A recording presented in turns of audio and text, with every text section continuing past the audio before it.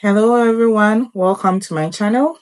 Today's video is for those who still want to come to Canada despite everything that is going on. People who still want to come to Canada despite all the recent happenings. Too long ago, Canada cancelled its policy that allowed visitors find work in Canada and change their visas from visitor's visa to work permit. At this point, I would want to send my sincere empathy to all those who find themselves in that situation. We know there are so many visitors in Canada who were hoping to change their permits from visitor's visa to work permit. So many of these people have even paid monies to lawyers to get the process done. The process has started for some, so the new law doesn't affect them. But for those who were yet to start the process, this new law affects them, and they can no longer change their visitor's visa to work permits. We sympathize with you all, guys. Our sincerest empathy to you. We are just hoping and praying that there'll be a way out of this.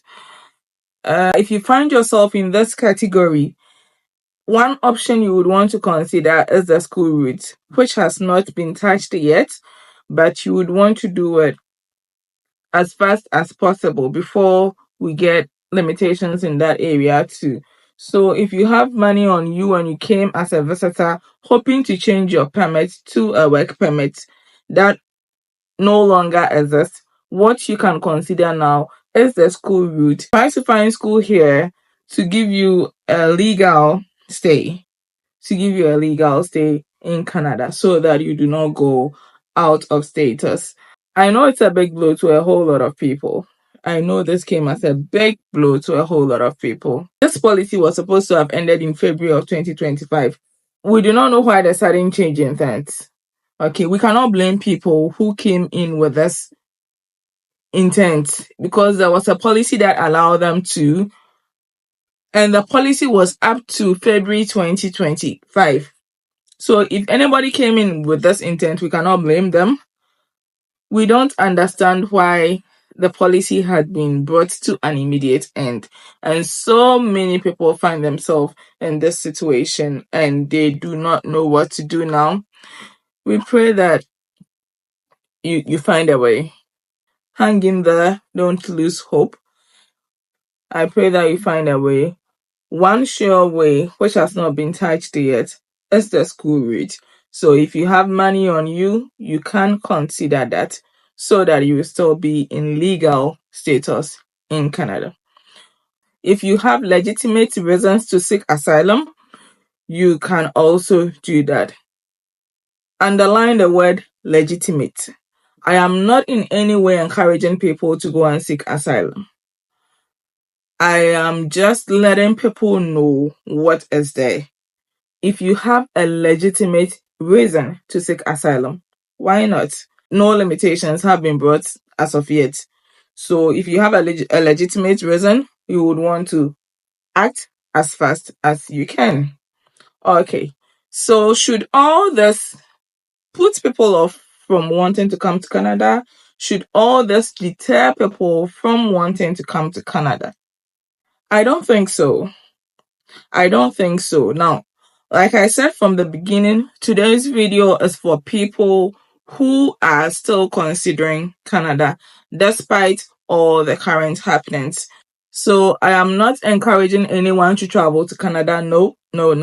That is not the intention of the video. The video is for those who have already made their mind. Okay? Those who have already made their mind, those who already have it in their plans to travel to Canada.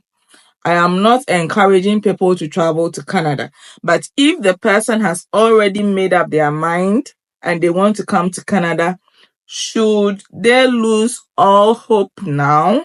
And my answer is no. Okay, no. No, because Canada needs people. Yeah. In as much as they are trying to reduce temporary residents in Canada, in actual fact, the temporary residents in Canada contributes greatly to Canada's economy. Immigrants contribute greatly to Canada's economy. Without immigrants, I don't know what Canada would be like, honestly. If you live in Canada and you go to places like the Walmarts and the Costco and the Dollaramas, we all know the people we see there are not Canadians. They are not. The people we see in these shops, the people we see almost everywhere you go in Canada, talk about eateries, talk about restaurants, talk about the people who are driving Uber and all that. I am yet to pick Uber and have a Canadian driver. I am yet to. For my 1 year stay in Canada, I have never experienced an Uber driver who is Canadian. Never. I have never experienced an Uber driver who is Canadian. So most people doing these jobs in Canada are immigrants, most of which are international students. International students contribute greatly to Canada's economy. International students contribute greatly to Canada's economy. And let me share this with you, just in case you think I'm making this up. This is from the Government of Canada's website. Okay, this is not me coming up with these figures. These figures are from the Government of Canada's website. And it says that the Government of Canada recognizes that international students provide tremendous social, cultural, and economic benefits to campuses and communities across Canada. International students contribute over 22.3 billion per year.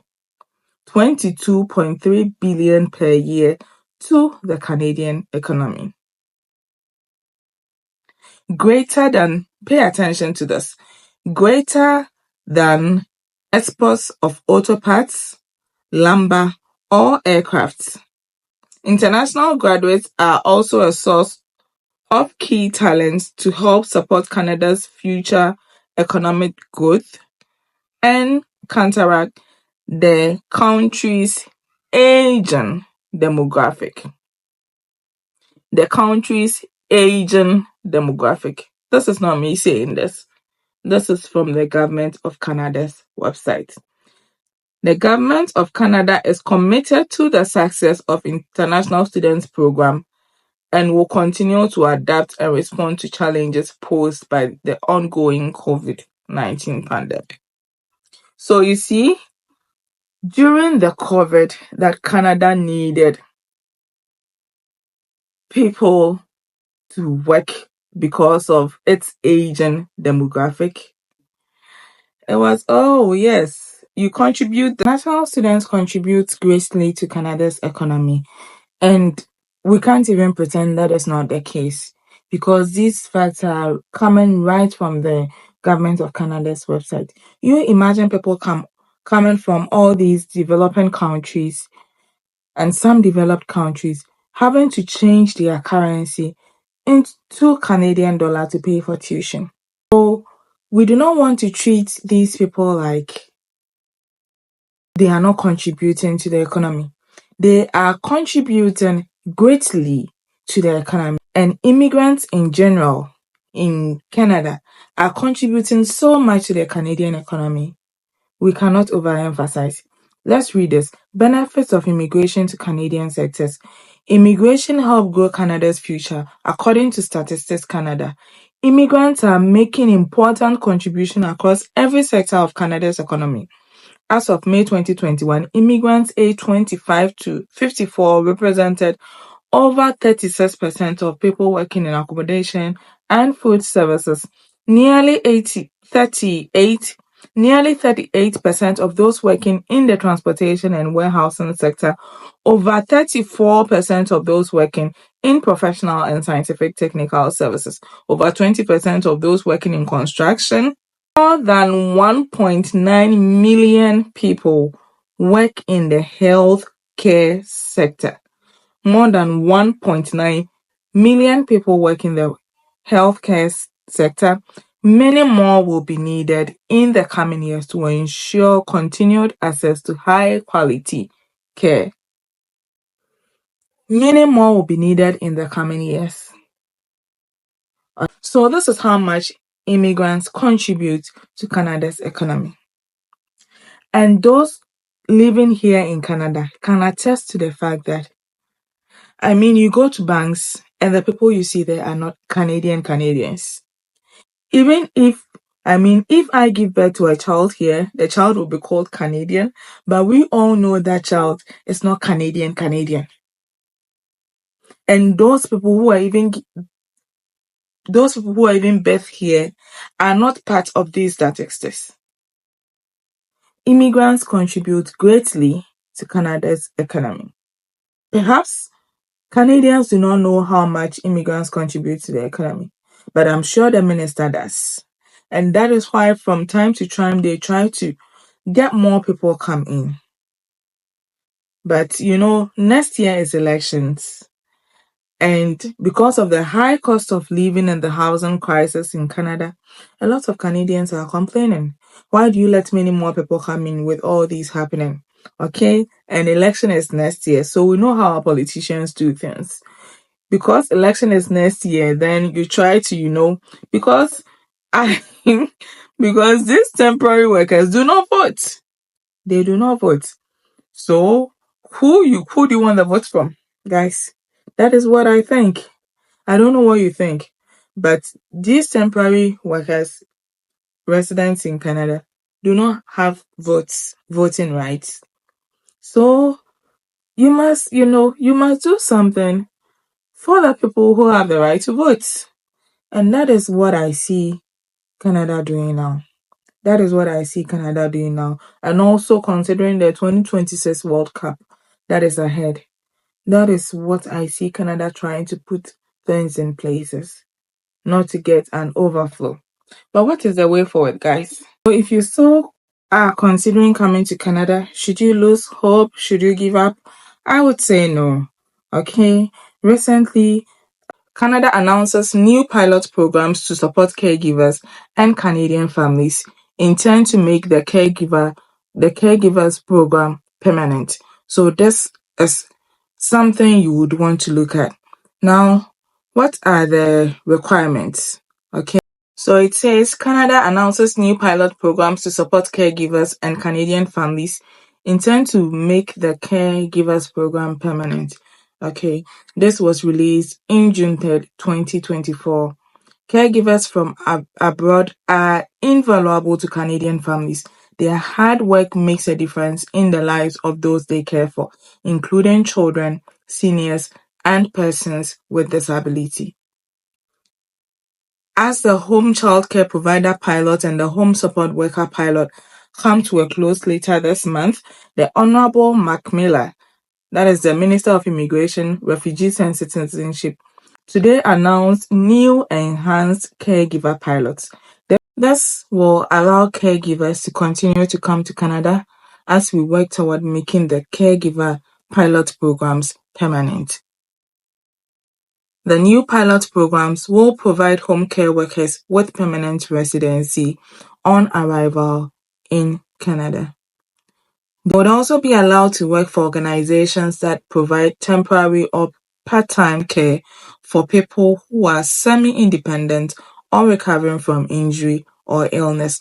This new pathway means that caregivers can more easily find proper work with reliable employers and have clear, straightforward access to permanent resident status as soon as they arrive in Canada.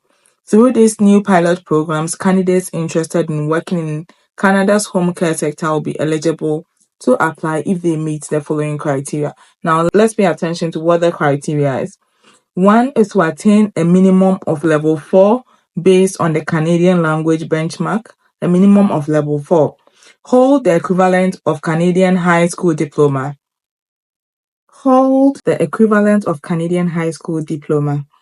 and then have recent and relevant work experience, receive an offer or a full-time home care. This new PR on arrival pilot programs mark an important step forward in Canada's efforts to meet the evolving home care needs of its diverse population.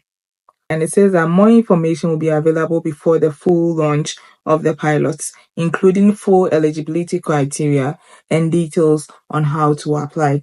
So if I am still considering Canada, this is one of the options I will be preparing myself for. You need to write the IELTS, and likely for you, the band has been reduced. This is what I mean. Getting a band 4 in IELTS means that you should get 3.5 in reading, 4.0 in writing, and 4.5 in listening.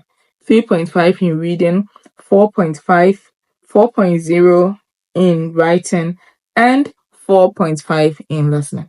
The level has been reduced, and anybody who comes from an English speaking country should be able to easily get these band levels.